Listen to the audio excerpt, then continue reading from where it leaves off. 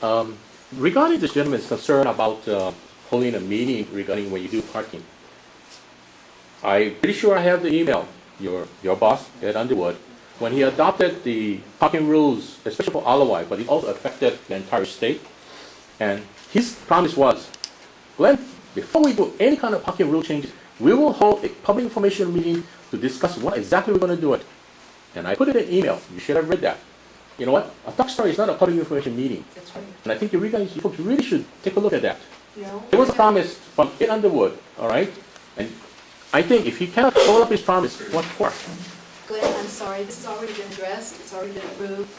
And voters in Wailoa, you are going to have designated parking areas. It's allowable, it's within the law, and the visitors will have their parking. This, to me, will at least help take some of the pressure off the voters as well as the stand-up paddlers. Okay, I'm not finished.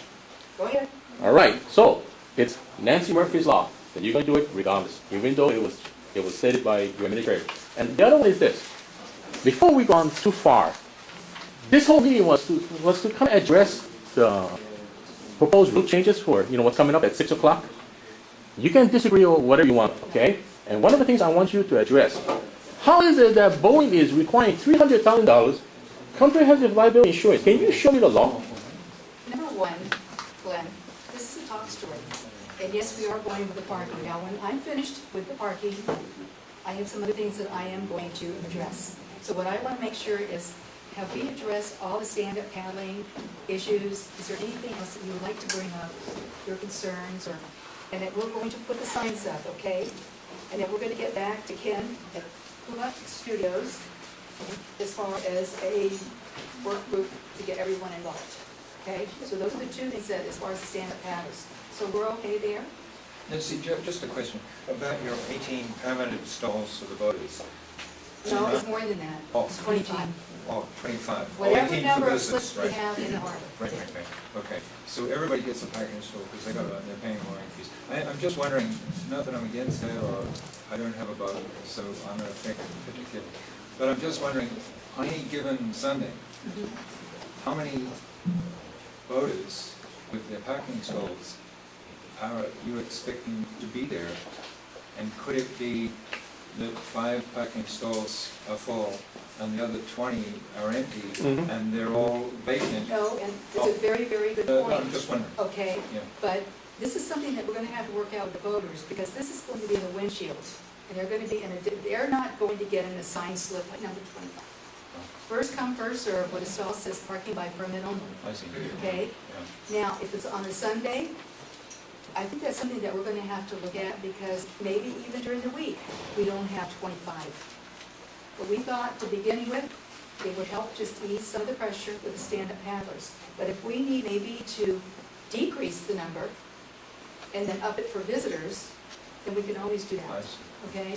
But I need the input from the voters. To come to those numbers? Hold on, what? To come to those numbers, did you guys do any kind of an audit of the parking lot, or was No, that well, just we a? have 43 parking stalls, all right? We have 25 permits there. 32 votes permits there. So 32. there won't be one spot for every vote. Right, but it still seems like the proportion is out of whack. How many of those votes would have their owner using them at any given time? Is it 75 or 80% like what you've allocated? Well, that's right now, that's what we're going to have to see, and maybe we will have to cut back. Please know, they have been there a long time, all right? And I believe that we are allowed precedents to have a parking place. I don't disagree with having parking up at the front. I'm just questioning, is the ratio the right one to make the most efficient use of the parking area? No, yet, but we thought we would start with this, and that, like the stand-up paddlers, they will have a place where they can load and unload, and then go find a place to park around, like in the middle, right? Stephen, in the middle, I'm in the middle. Yeah, that's Are you going to kind of alternate some? It'll be 18, right now the plan is to put 18 spots in the center of that line of parking spots, so that the stalls at each end of that line will be reserved for the voters. There's also a lot more parking out where the bathroom is. There's a whole field out there that's it's empty. It's just like this block. Especially after I know hours. you better park our way back. Because Right. us guys, we don't fish, we come over, I wanna load my boat, I wanna park as close as I can to my boat, carry on my reels, my bait, everything. I don't wanna walk. You know, I have to go around there a couple times, I work on my boat, I have to park in the trailer parking, carry my stuff. to my boat. That's- And you know, I look at, No, I know. these other guys That's usually what- there, they're real nice, they open up stall for me, then park over there, which is real Roger, good. I they love know that. now, even though there's not designated stalls, I'd be surprised if anyone parked in their stall. Oh, they stole my coat. I go to my coat in the morning, I go to put my coat over, I come back to my fuel tank, man. My coat is gone in the car, it's stuck there, I gotta go. Can you please, they tell me first come, first serve. And I asked them in a nice way, can you please move your car so I can load fuel? Well, they Sometimes I voted, gotta wait 4 hours because they're paddle boarding outside. stand-up paddlers will not be parking on your side. All right. You had a question? Yeah, can when you do this parking checks, can you make sure that the parking for the trailers is clear enough because the trailer, vehicles with trailers only? There's signs there, and I need to probably put some more in the back. That would be good, Okay, because all I right. don't want there needs to be somewhere to park a trailer and people who don't park on the front because that's what used to park on the Okay. front spots, that'll be that. Okay, thank you. And, now, what about the space in front of that building? Excuse me, this gentleman has had his... Oh, I'm sorry. That's okay. Because we have a real limited time here, I would request that we move to another topic. Okay, that's what I was going to That do. topic being the dredging of the channel. Huh? I just want to make a comment.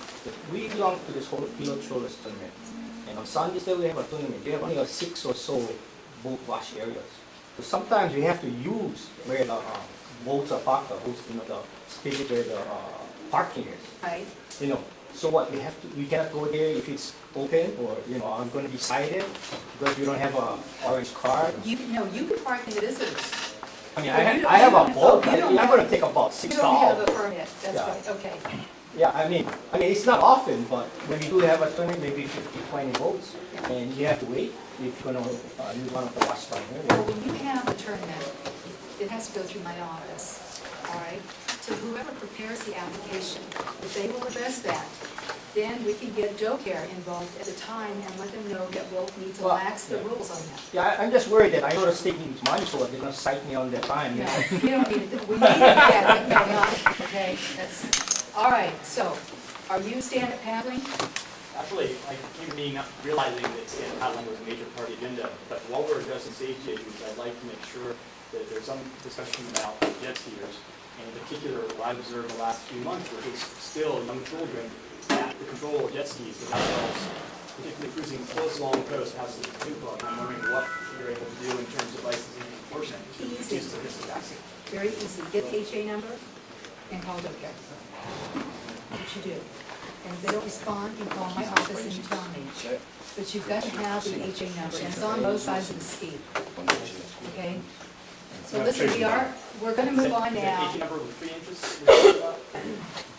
So I don't know if you'll be able to see them from shore. Well, I just wondering if they're lacking a number, is a physical description adequate enough for Joe Care if they don't have a Where's the, can you answer that one, Glenn?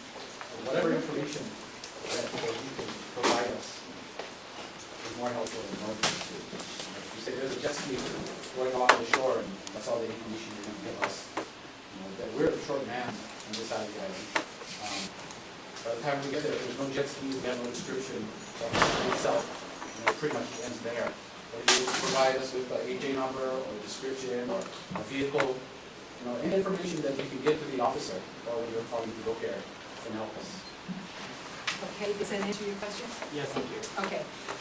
The next thing we're gonna move on is the dredging. I don't know if you're gonna see it anytime soon. There's just no money.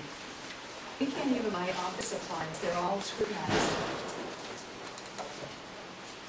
So, I don't know what to tell you. Excuse me, just hold on. Go ahead. First of all, I helped Peter Young in the 2007 legislative session. In the 10 million allocation for voting, there was $800,000 in that lump sum. So, where did that $800,000 go? And I also have a breakdown from your voting administrator, Ed Underwood, who provided me the breakdown. So to say that you don't have CIP monies, I say again, where did that $800,000 go? Then address it to my administrator, please. Thank you, Glenn. I already did. Good.